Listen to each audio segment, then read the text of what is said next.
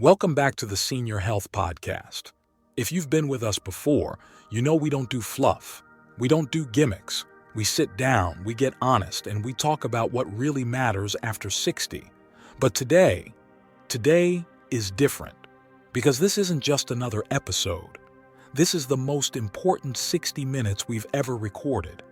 And maybe the most important 60 minutes of your entire life after 60. We've taken the best of everything we've learned so far, the most powerful lessons on sleep, memory, food, movement, aging, and independence, and we've put them all into one unmissable conversation.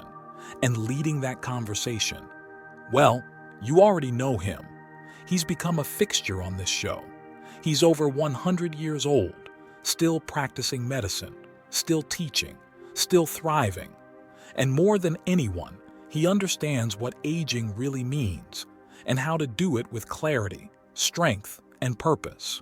Dr. Shigeki Hinohara.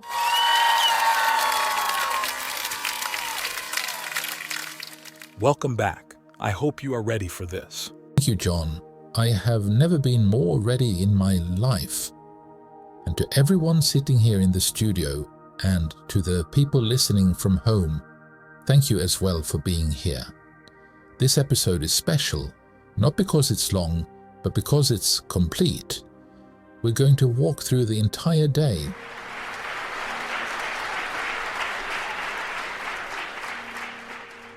From the moment you wake up to the moment you go to sleep, and show you where your health is built or broken.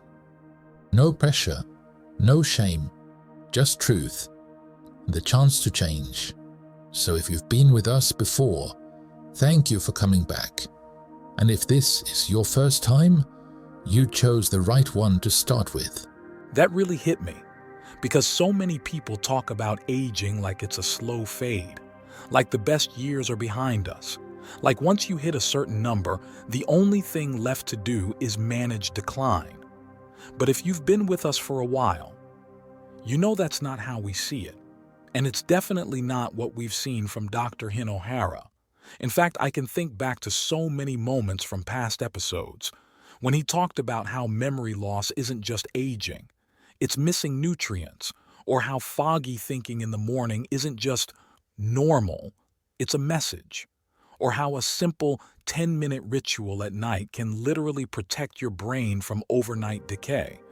We've heard some big ideas on this show, but today we're going one step further. We're not just talking about health in theory. We're walking through your day, moment by moment, together, from that very first second when your eyes open in the morning, to the quiet decisions you make as you drift into sleep. And what you'll hear today, what you'll feel today, could shape how you move, think, and live for the rest of your years. So let's begin right where the day starts. Dr. Hinohara, after treating tens of thousands of older patients, what's the very first moment in the day that you tell them to stop ignoring? What's the moment that matters more than people realize? And what should we do with it? It's the moment most people rush through, or worse, the moment they feel but dismiss, that first 60 seconds after waking, because your brain is trying to talk to you, but instead of listening, most people grab their phone or swing their legs out of bed too quickly, or write off that grogginess, that clumsy hand, that dizzy pause as just getting old. But let me be very clear, those small signals, they're not just aging, they're clues. They're your brain saying, I'm struggling. And if we ignore them, we miss the chance to fix what's fixable. One of the first things I teach my older patients is this: pay attention to coordination, not memory, because before the brain forgets, it hesitates, the hand trembles, the toothbrush slips, the words come slower, the balance feels off just for a second. These are not accidents, they're not nothing, they're how cognitive decline starts. And the good news is, that means it's also where healing can start. If you notice these signs early, and you respond the right way, you don't just protect your brain, you give it room to repair. That changes the way I look at mornings entirely, because we're taught to look for the big signs, forgetting names, missing appointments, getting lost in familiar places. But what you're saying is, by the time those happen, the real damage has already been done.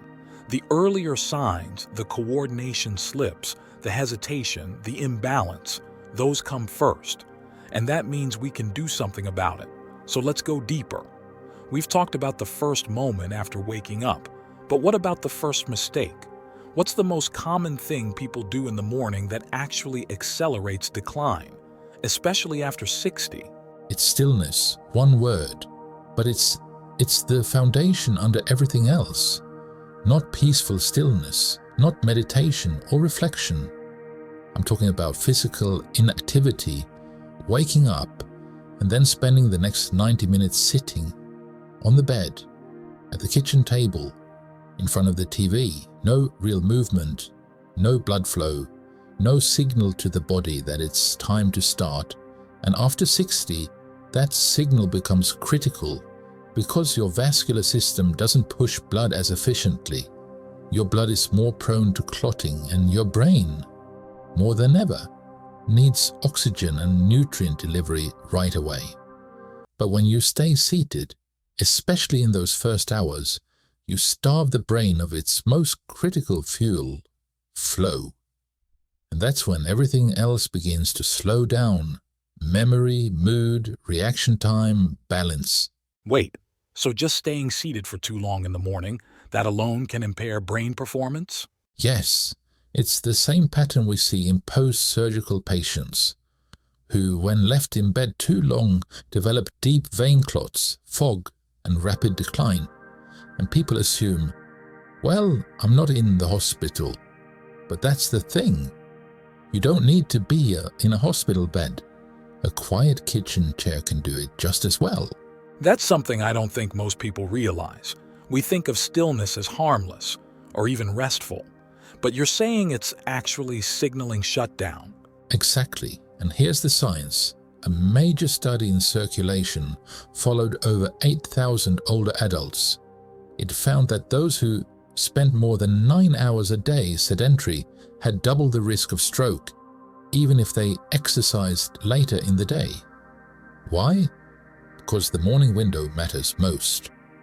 It's when your body decides, are we active or are we shutting down? So what should someone actually do then, right after waking up? Move. Within 15 minutes. Not a gym workout, not a long walk, just 5 to 10 minutes of gentle mobility. Arm circles, shoulder rolls, stretching, a walk to the mailbox. You're not training the body. You're waking up the brain. Because when blood flows, the brain thrives. And when the brain thrives, everything else follows. That completely reframes the way we think about mornings. Because for so many people, especially after retirement, the early hours become slower, quieter, almost passive. A cup of coffee, a chair by the window, maybe the news on in the background. And on the surface, it doesn't feel wrong. But what you're saying is, those gentle habits may be sending the wrong message to the body, telling it to stay in rest mode when what it really needs is to wake up and circulate. So we've talked about movement. Let's go one step further, because the next thing people usually do, especially after 60, is eat. Dr. Hinohara, what's the most common food mistake you see seniors make in the morning? Something that feels normal, even healthy, but actually works against brain clarity and long-term energy? It's sugar, and not just the kind you find in a cookie, but hidden sugar in health-tasty cereals, in flavored yogurt, in granola, in toast with jam or fruit smoothies. The problem isn't just the sugar itself, it's when you eat it. In the morning, your insulin response is delicate. Your brain is still shifting from sleep state to alert state. So when you flood the system with sugar, even natural sugar, you get a spike and then a crash. And that crash doesn't just affect your energy, it affects memory, coordination, and focus. It's why so many people say, "I always feel a little off mid-morning." They think it's age, but often it's breakfast. One study in the Journal of Nutrition found that older adults who started their day with high glycemic meals showed worse performance on memory and attention tasks compared to those who ate protein-rich or low-sugar meals. So the fix? Keep breakfast steady. Eggs, oats without added sugar, a slice of avocado toast. Even leftovers from dinner are better than a bowl of sweet cereal. Because how you fuel the brain in the first 2 hours sets the tone for the next 12. That makes so much sense, because I've heard it from so many listeners. I'm fine when I wake up, but by 10:30 I feel cloudy. Or, I just had my breakfast, but now I can't concentrate. And for years, we've chalked that up to aging. But you're saying the problem starts not with age, but with what we put in our body before we even get going. Exactly. Most people are sabotaging their brain by 8 a.m. and they don't even realize it. Right. And what's worse is a lot of these foods are marketed as healthy. Low-fat yogurts, cereal bars, juice blends. Juice. Yes, especially juice. Even orange juice. People think it's a healthy start, but it's just liquid sugar. That's the tricky part, isn't it? Because once you hit your 60s or 70s, people start paying more attention to labels, but they're often looking at the wrong things. They see low fat or organic or made with whole grains. And they miss the 18 grams of sugar sitting right in the corner. Or worse, they don't know that even natural sugars hit the bloodstream the same way. And that crash, it doesn't just make you tired. It makes your mind slow down, your balance shift, even your motivation dip. Yes. It's not just about energy, it's about decision-making, about alertness, about whether you feel like yourself for the rest of the day. And I think that's what hits people hardest. Not just the physical changes, but that quiet loss of mental sharpness. When you feel like you're walking through fog, like you can't quite grab the words or follow the thread of a conversation. Exactly. And if that happens enough times, you start to assume this is just what getting old feels like. But it doesn't have to be. Most people just never had the chance to learn this, that the wrong breakfast doesn't just ruin your morning, it robs your brain of its fuel. So if someone listening right now is thinking, okay, I've been doing all of that, cereal, fruit juice, flavored yogurt, where do I even begin? What would you say? Start with one switch. If you normally eat cereal, try oats with cinnamon. If you love yogurt, go plain and add nuts. If you drink juice, try water with lemon and a pinch of sea salt. Little shifts, no guilt, but massive impact. Because remember, your brain is listening. Every bite is a message. And if you start your day with a message of stability, the brain responds. Let's keep going. That's such a powerful way to frame it. Every bite is a message. Because so many people wake up and unknowingly send their body and brain into a panic, then spend the rest of the day wondering why they feel off, tired, heavy, unfocused. And the tricky part is, by the time you start to feel those effects, the damage has already started. So let's talk about that. There's this window between breakfast and lunch, that mid-morning stretch. It seems small, but I've heard you say before that this part of the day is actually very revealing. What are the signals that something's not right? What should people be watching for during those hours? This is where the body whispers. And if you don't hear it, it starts to shout later. The number one thing to notice? Unnatural fatigue. Not tiredness from work or walking, but that sudden wave of heaviness around 10:30 or 11, where you feel like you could nap, even if you've done nothing at all. That's not normal aging, that's blood sugar crashing. That's circulation dipping. That's your brain saying, I didn't get what I needed this morning, and now I'm slowing you down to protect what's left. And that's happening in people who think they had a normal breakfast? Yes, and the worst part is, people start blaming themselves. They say, I must be lazy. I must be slowing down. Your body is just trying to stabilize itself after being thrown off the balance. What are some other mid-morning signs? Mood swings, irritability, trouble focusing, needing more caffeine than usual, even cravings, especially for sugar or more carbs. Those are not character flaws, they're system feedback. So the body's not failing. It's adapting? Exactly. It's adjusting to a lack of balance. But here's the good news.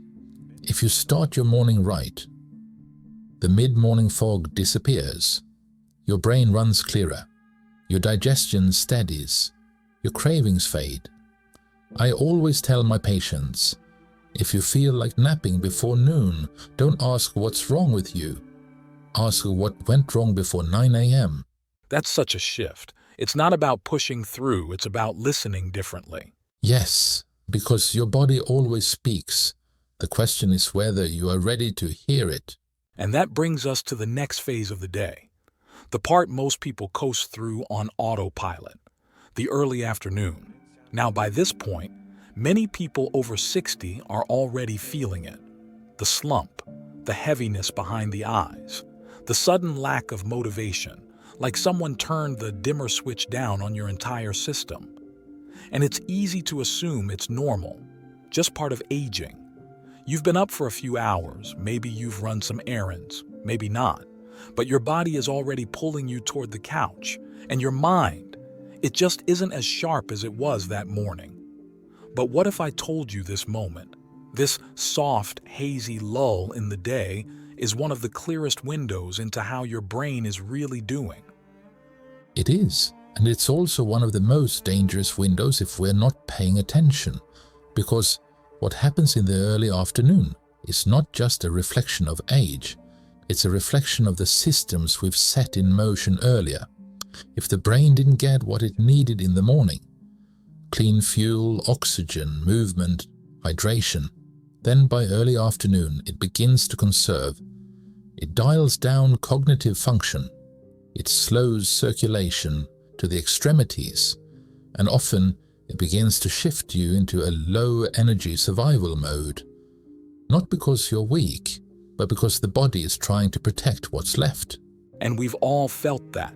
That moment where you're sitting in a chair and suddenly feel like you haven't moved in hours, where even basic decisions, like what to do next, feel strangely difficult.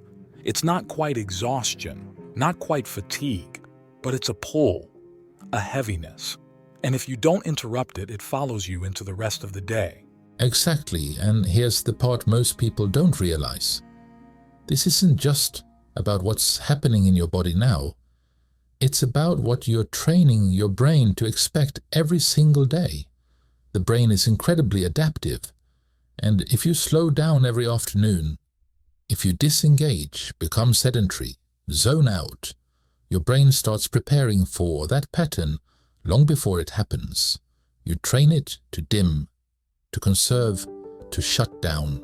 So what begins as just one tired afternoon becomes a habit, then a routine, then a new baseline, and before long, you forget what clear even felt like.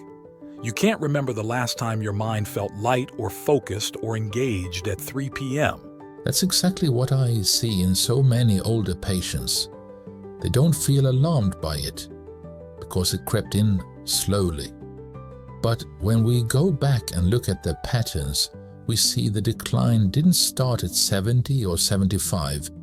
It started the moment the afternoons began to disappear into the fog. What's amazing is how preventable that is. It is, and what makes the difference isn't magic. It's not a supplement. It's not about fighting age. It's about breaking the pattern, giving your brain a different signal, telling it, even after lunch, even after 60. We're still here. We're still active. We still need you. And that starts with noticing, not writing off that afternoon heaviness, not sinking into it, but recognizing it as a moment of choice. Exactly. And once you recognize it, you can do something about it. That's how change begins. Not with big gestures, but with a shift in awareness. And that's something I've heard you say so many times, Dr. Hinohara, that the difference between decline and vitality isn't always in the big things. It's in whether or not we notice the small ones. Yes. And in Japan, this awareness of the small things, the quiet signals, has always been part of how we live. In the West, aging is often seen as something to be resisted, delayed, or fixed. But in our culture, we approach it differently. We observe, we adapt, we move with it, not against it. In many rural areas of Japan, especially in the older villages, you'll still find elders in their 80s and 90s who don't take afternoon naps, not because they're pushing through fatigue, but because they never created the pattern of needing one. After lunch, they step outside, they sweep the porch, they walk to the neighbor's garden. It's small movement, but it's purposeful. And I remember you once told me that in traditional Japanese practice, the hours after lunch were considered a sacred space for circulation. Yes, we call that period ma. It means pause, space, interval. But it doesn't mean stillness. It means awareness within the quiet. And this concept, though hard to translate directly, speaks to the heart of what we're discussing. After eating, we don't immediately rest. We allow the body to move gently. We let light touch the skin. We keep the blood flowing, so the energy doesn't collapse inward. It's not a workout. It's not exercise. It's rhythm. It's continuity. And that movement, even if it's just putting away dishes, stepping outside, watering plants, it sends a message. Exactly. It tells the brain, digestion is happening, but life is still moving. It's a signal of stability, of momentum. And over time, it protects not just the body's physical rhythm, but its mental one. That's such a different way of thinking, because here, especially in modern life, we tend to shut down after lunch, sit for hours, turn on the TV, scroll through the phone. We think we're resting, but it's really a kind of slow collapse. It is, and the body doesn't understand passive sitting as rest. It sees it as stagnation. And when that happens day after day, blood flow weakens, oxygen to the brain declines, posture suffers, and the spirit dims. We've studied this deeply in geriatric clinics in Tokyo. One multi-year study showed that older adults who consistently sat for more than 5 consecutive hours each afternoon, without light movement or standing breaks, experienced a 32% faster decline in cognitive flexibility compared to their more active peers. This wasn't a matter of physical strength. It was circulation, neurovascular response. It was the brain losing momentum. And that's not something you feel all at once. Number. It happens gently, which is what makes it so dangerous. One year it's, I feel tired in the afternoon. The next, I don't go out as much. Then, I forget what I was saying more often. It accumulates in silence. So when people say they feel their age most strongly in the afternoon, I tell them that, that may be the voice of routine, not age. And routines can be rewritten. In Japanese culture, there's a reverence for nature, for the balance between light and movement. Do you think that connection helps keep the elderly more mentally active? Without question, elders in Japan spend time outside not as an obligation, but as a rhythm. The sun touches their face. They watch the light move across the sky. They don't think of this as health, but it is health. Natural light regulates circadian rhythm. It stimulates serotonin, supports memory, and helps reset the brain after meals. And when you pair that with gentle movement, the brain reads that signal as vitality. It says, this person is still living, still moving forward, still needed. That's not poetic, that's biology. It's so powerful to hear this through the lens of tradition, because it reminds us that the solutions don't always come from high-tech tools or extreme programs. They come from noticing, from returning to rhythm, from putting the phone down, opening the door, and letting the light hit your eyes. Yes, health is not a sprint. It is the practice of noticing. And after 60, nothing is more powerful than the choice to stay engaged, to participate in your own day, with presence, not passivity. That really stays with me, because when you describe it like that, the image is so vivid. A quiet home, the smell of a late meal in the air, the light softening across the room, and an older person stepping outside, not to exercise, but just to stay part of the rhythm of life. And it makes me realize how much we've lost in that respect. Because for a lot of seniors, especially here in the West, the early evening isn't a time of peace. It's a time of confusion, restlessness, even anxiety. The sun starts to go down, and something inside starts to unravel. Memories get fuzzy, emotions become more unpredictable, and the mind, which seemed clear enough earlier, suddenly feels like it's slipping sideways. It's subtle, but deeply unsettling. It's not like forgetting where you put your keys. It's more like forgetting how you feel, like losing your sense of place without ever leaving the room. Yes, that time of day has a name in medicine. We call it sundowning. And while we often associate it with more advanced cognitive decline, the truth is, it begins earlier than people think. And in many cases, it isn't a disease. It's a pattern. It's what happens when the body winds down, but the mind hasn't been given direction. When the rhythms of light, food, movement, and reflection aren't there to anchor the brain. So it drifts, it loops, it reaches, and that reaching, that discomfort, is what so many people experience in those hours before bed. Not because something's wrong with them, but because something essential is missing. So it's not a symptom of age. It's a signal that the day is ending, but the mind hasn't been guided to end with it. Exactly. And that's where tradition becomes medicine, because in many older Japanese communities, we treat the transition to evening as sacred.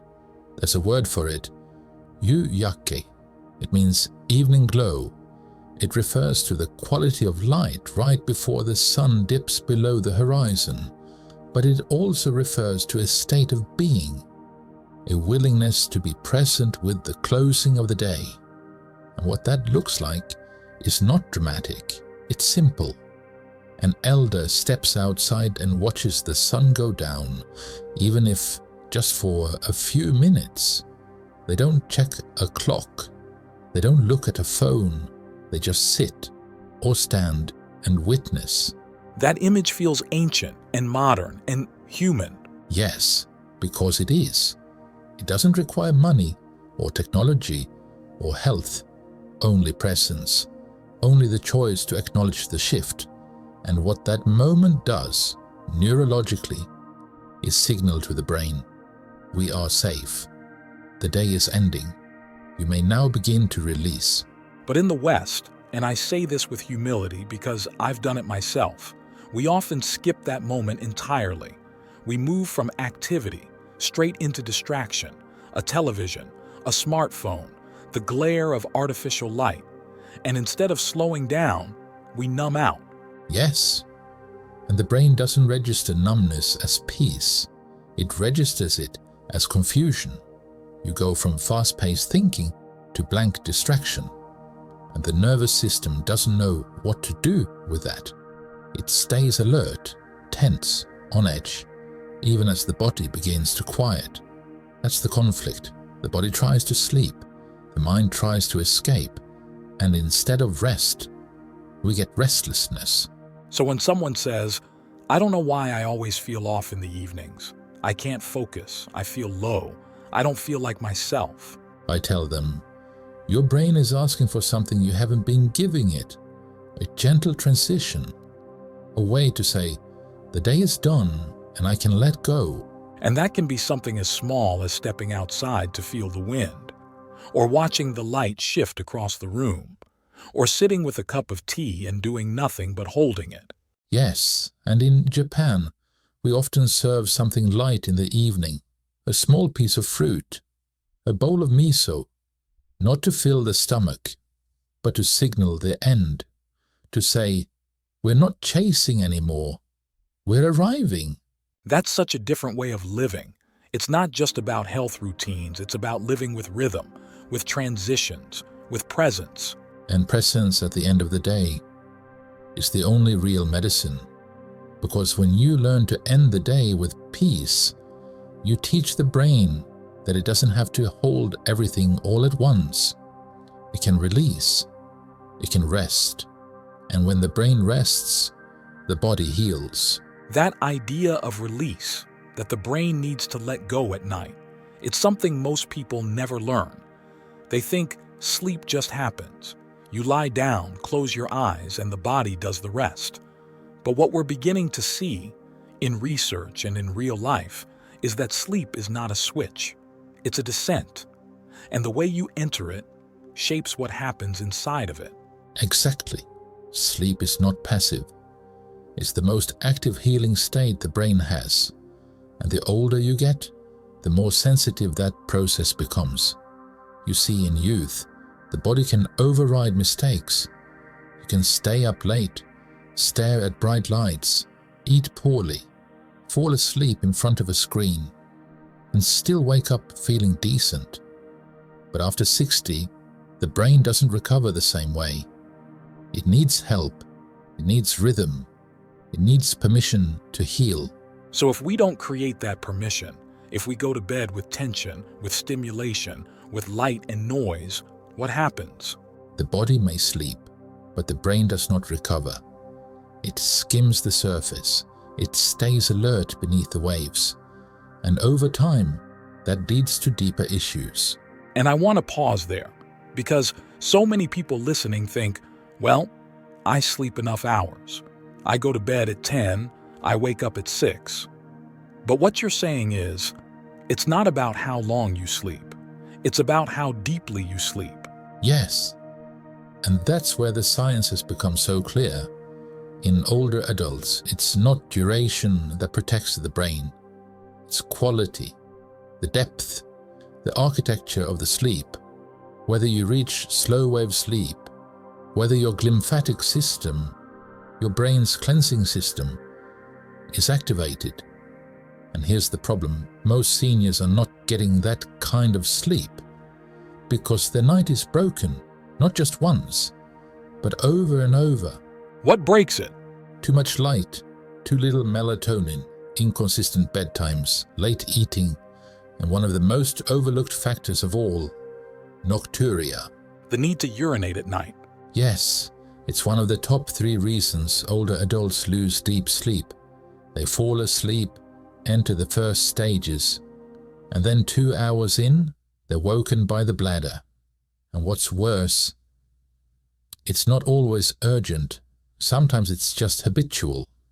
The brain and bladder have formed a loop, and it robs the body of the sleep it desperately needs. So you're saying, even if someone gets back to sleep afterward, it's not the same? It's not. Because once you disrupt that slow wave phase, the deepest, most restorative stage, you don't just lose minutes. You lose repair. You lose memory consolidation. You lose the neurological housekeeping that protects the brain from decline. There's that word again, protection. Yes, because after 60, that's the goal. Not chasing youth, not chasing perfection, but creating the kind of sleep that protects what you still have and preserves what's trying to regenerate. So when someone says, I get up twice a night, but I've always done that, you'd tell them that's not harmless. Number, I'd say it's common, but but not harmless, and that it deserves attention, because if you're losing deep sleep every night, you're not just tired, you're slowly losing cognitive strength. And the worst part is, it's preventable. So what do you tell your patients? First, we address the root causes: fluid timing, salt balance, evening activity. But most importantly, we retrain the relationship between brain and bladder. We remind the brain that the night is for healing, not interruption. And once that shift happens, everything begins to change. You wake up clearer, you remember more, you feel like yourself again. Not all at once, but gradually. Night after night, the brain begins to trust that it's safe to rest. That line, safe to rest. I think that's what so many people are missing. They've gone years, sometimes decades, without that kind of rest, and they've forgotten what it feels like. Yes, but it's still in them. The brain remembers, the body remembers, and with the right rhythm, the right support, and the right kind of nighttime, they can feel that restoration again. That word, restoration, it feels almost unfamiliar now. We've gotten used to survival sleep, sleep that just barely gets us through the day. But real rest, the kind that renews your brain, calms your heart, lifts your emotions, that's become rare. And yet, it's still possible. It is, but only when we understand what the body is trying to do at night and stop getting in its way. You see, true deep sleep, what we call slow-wave sleep, isn't just rest, it's repair. It's the brain's only chance to perform maintenance at a cellular level. And when I say that, I don't mean metaphorically, I mean physically. There is a system in your brain discovered only in the last decade that acts like a cleaning crew. It's called the glymphatic system, and it works like this.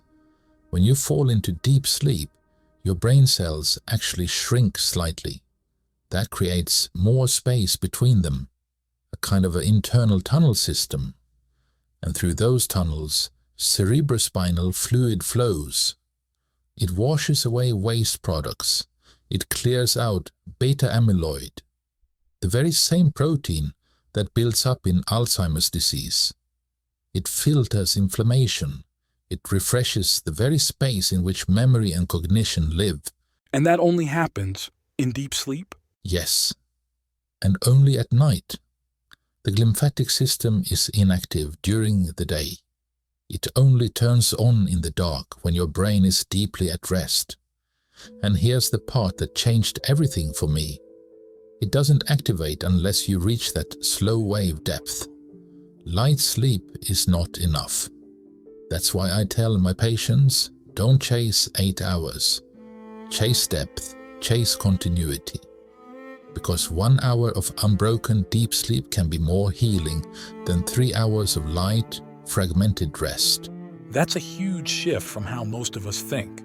We measure our nights by time, but the brain doesn't think in hours. It thinks in quality. Yes, and let me give you a story. One of my patients, I'll call him Mr. Ishikawa, was 79 when he came to me. He said he was sleeping 7 hours a night every night, but he woke up every morning feeling like he'd been run over, foggy, anxious, struggling to find words. He told me, "My wife thinks I'm getting dementia." But when we looked closely, we saw the truth. He was waking up 4 times a night, not for long, just a few minutes each time, but enough to break the cycle. Enough to stop the glymphatic system from completing its work. We made small changes, adjusted his hydration, changed his light exposure in the evening, introduced a breathing practice before bed, and within 6 weeks he was waking only once a night. By 8 weeks he was sleeping through the night, and by the 3rd month he told me, "I feel like someone polished my brain." That's such a powerful image. It is, and it's not rare, because when you give the brain what it needs, It responds even after years of poor sleep, even after years of cognitive decline. Neuroplasticity doesn't disappear, but it depends on rest. Without deep sleep, the brain cannot change. And what about dreams? We've talked a lot about slow-wave sleep, but what happens in the second half of the night, when REM begins? That's where emotion lives. That's where memory becomes meaning.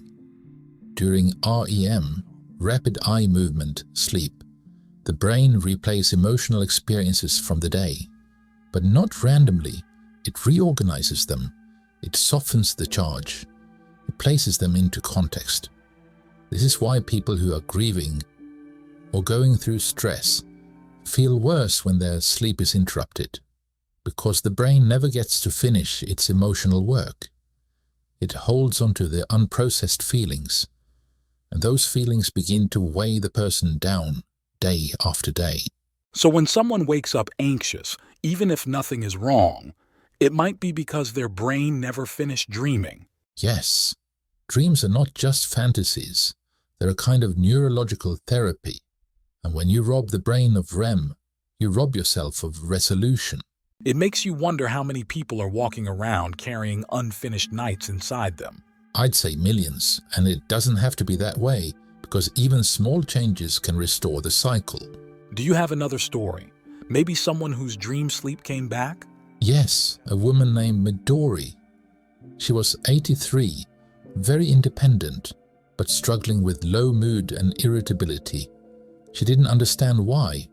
She said, "I'm healthy, I eat well, but I feel like I'm always about to cry." We tracked her sleep for a month. She was getting hours, but almost no REM. Every time she started dreaming, her body temperature would spike, or a small noise would wake her. She never stayed in that second half of the cycle. We made gentle changes, cooling her bedroom slightly, adjusting her meal timing, reducing evening stimulation, and then, for the first time in years, she had a full night of REM. She told me she dreamed of her husband, who had passed, and she cried, but she said it was a good cry, a healing one. That day she smiled for the first time in weeks. She said, "I didn't know how much I was holding." That's what makes this so human. It's not about data. It's about giving people back the parts of themselves that were slowly being lost. Yes, and sleep, real, deep, natural sleep, is how we return to ourselves. It's how we heal without effort. It's how the brain says, "I'm okay now," and when the brain says that, everything else follows. And I think that's what so many people are quietly searching for. Not just more energy, not just more clarity, but a sense of return, of waking up and feeling, "I'm here again. I know who I am." Yes, and the beautiful part is, you don't have to fight for that feeling. You don't have to chase it. You just have to prepare the night. Because the night doesn't begin when you close your eyes. It begins 2 hours earlier. That's when the brain starts asking, are we safe? Are we ready? And depending on the signals it gets, it either prepares to heal or it prepares to defend. And the signals are what? Light? Sound? Light is the biggest one, especially artificial light. Blue light from screens, overhead bulbs, even the reflection off your phone. To the brain, that light says, stay awake, stay alert, the sun is still up. It shuts down melatonin, and without melatonin, the whole rhythm falters. In Japan, how do you approach that period before sleep? We keep the lights low, we move slower.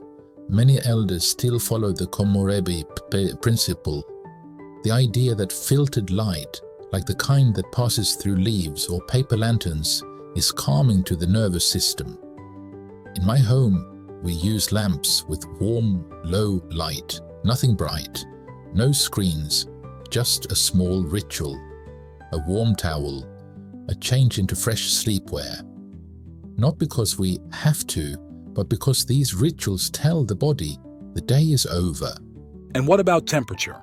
Very important. Your body needs to cool slightly in order to enter deep sleep. That's why hot rooms or even heavy blankets can disrupt slow wave entry. We recommend a bedroom around 18 degrees Celsius, about 64 degrees Fahrenheit, and using light layers that breathe. In old Japanese homes, people used to sleep close to the floor on tatami mats. The earth kept them cool. It wasn't scientific, but it worked. Today I recommend simple adjustments. A cooler room, a window open if possible, and no heavy meals too close to bed. You've talked before about how even a small rise in temperature, just 1 or 2 degrees, can interrupt the body's natural descent. Yes, it might not wake you fully, but it fragments the sleep architecture. You drop out of deep sleep. The brain senses discomfort. It stays slightly awake, even if you don't realize it. And sound? Another hidden trigger. Most people think they need total silence. But the truth is, what the brain needs is predictability. In Japan, many older people sleep with soft nature sounds, the wind, a bamboo fountain, even just the hum of the night. It's not silence that protects sleep. It's the absence of suddenness. A car door slamming, a dog barking, a television in another room. Those things pull the brain out of the healing. So I recommend something constant. A fan, a soft audio loop, just enough to hold the space. So many people feel powerless when it comes to sleep, like it's out of their hands. But what you're describing is a way to meet the body halfway. Exactly. You're not forcing sleep. You're creating the environment it needs to return to you. And for those who've had years of broken sleep, who feel like it's too late, I tell them, the body forgives, the brain forgives. But you have to make the first move, even if the changes feel small. 1 less light, 1 slower evening, 1 cooler room. Every signal counts, and the body listens. and as the night reaches its final stretch, something remarkable begins to happen. It's subtle, almost invisible. But inside the brain, a shift is taking place.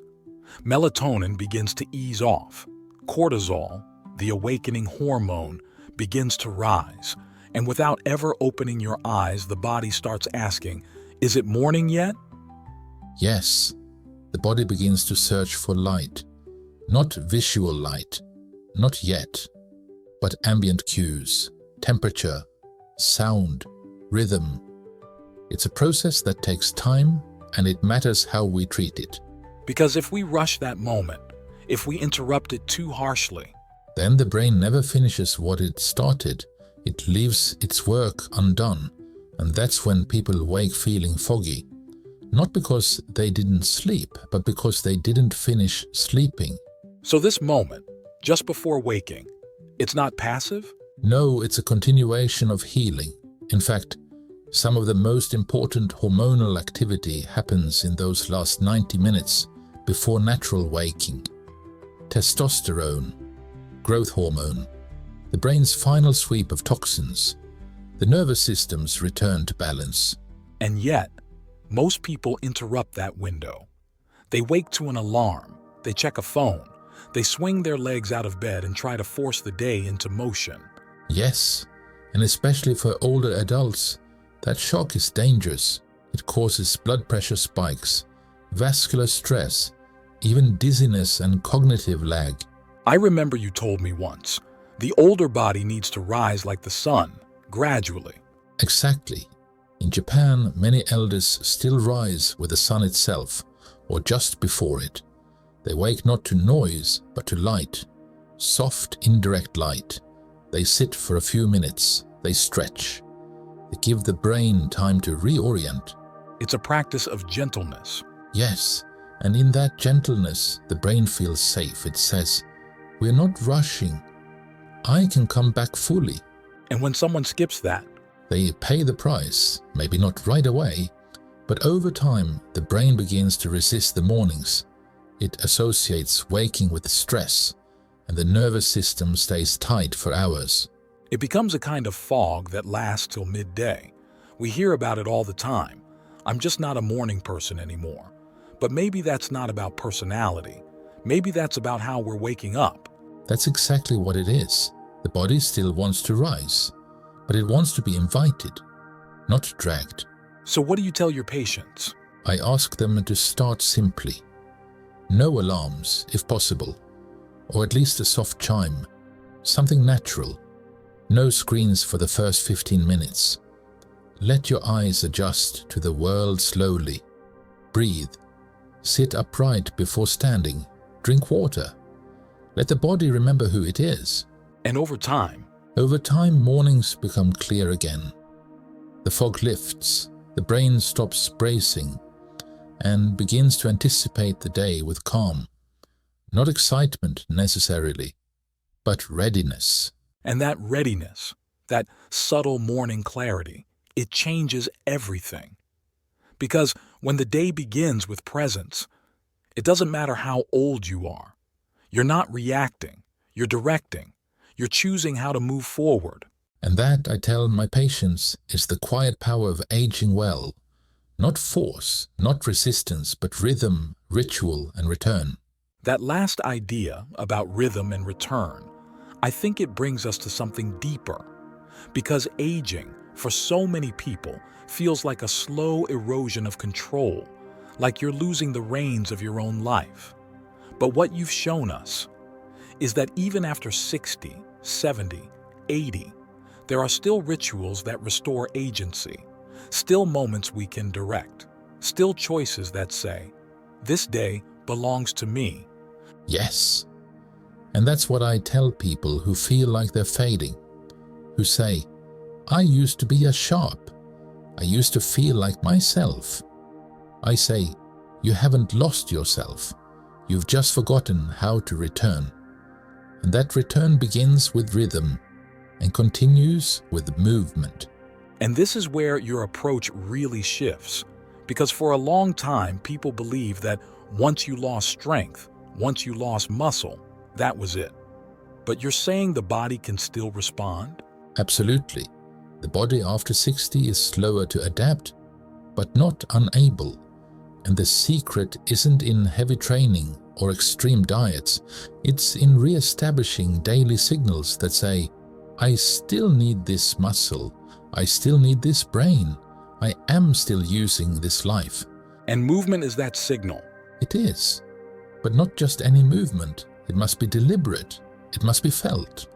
A slow walk taken with awareness will activate more systems than an hour of distracted pacing. So let's say it's mid-morning now. The sun is higher. The day has begun.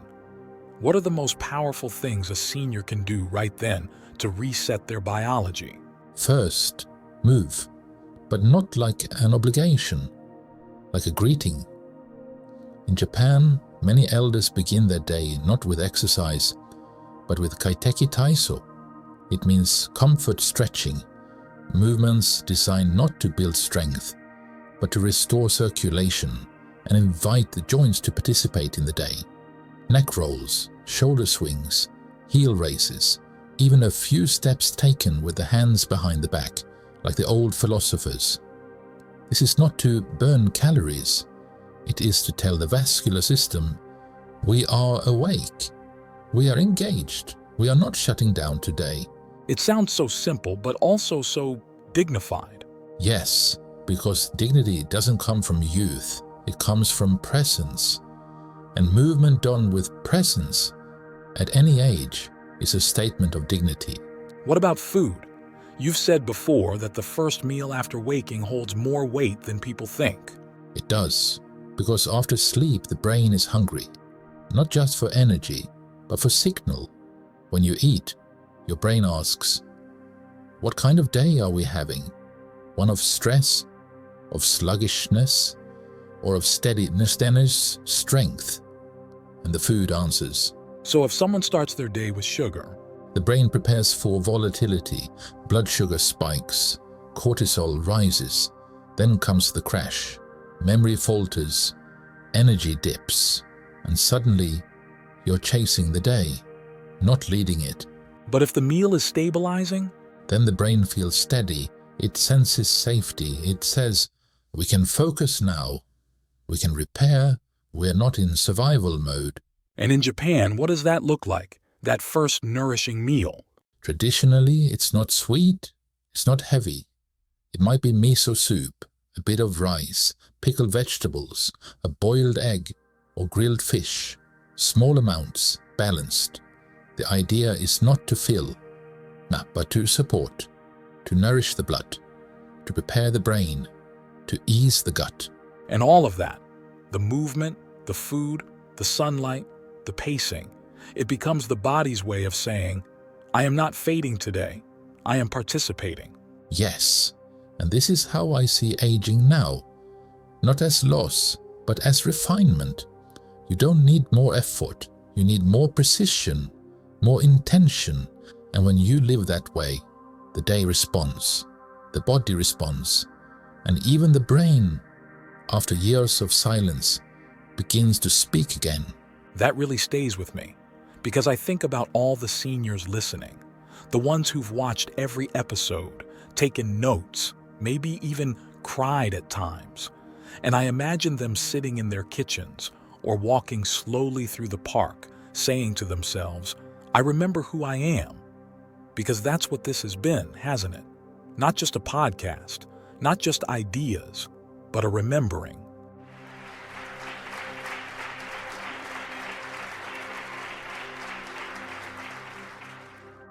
Yes, and a returning to rhythm, to agency, to small choices, to the dignity of being present in your own life.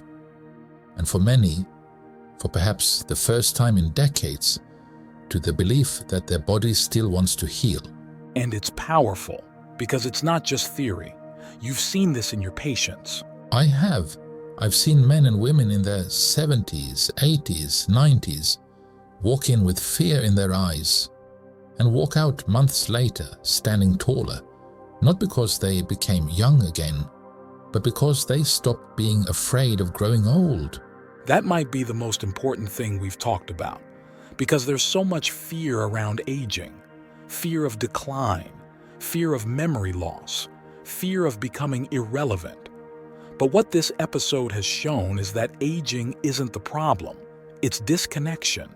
Yes, disconnection from rhythm, from nature, from the body's signals, from community, from ourselves.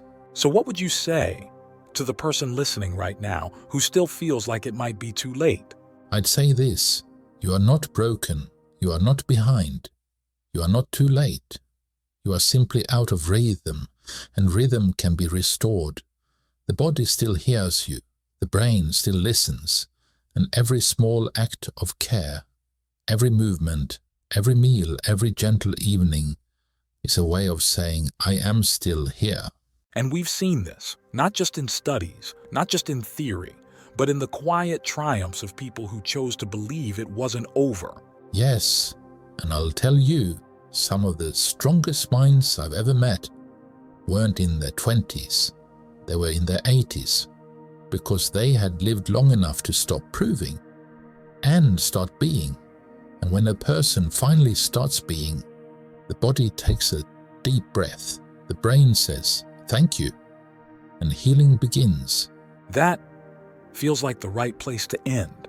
But before we go, I just want to say something to everyone listening. If you've made it to the end of this 60-minute journey, you're not just curious, you're committed, and that means something. So whether you're 61 or 91, this path is still yours to walk. You still have pages to write. Yes, and every day, every sunrise is an invitation to return. Return to rhythm, to care. Return to yourself. Take care of the day. And the years will take care of themselves. I think this is where we close the most complete, most heartfelt episode we've ever shared. It's been a true privilege walking through this with you, and I hope you felt every minute of it as deeply as we did. To everyone listening, thank you. You are the heart of this movement.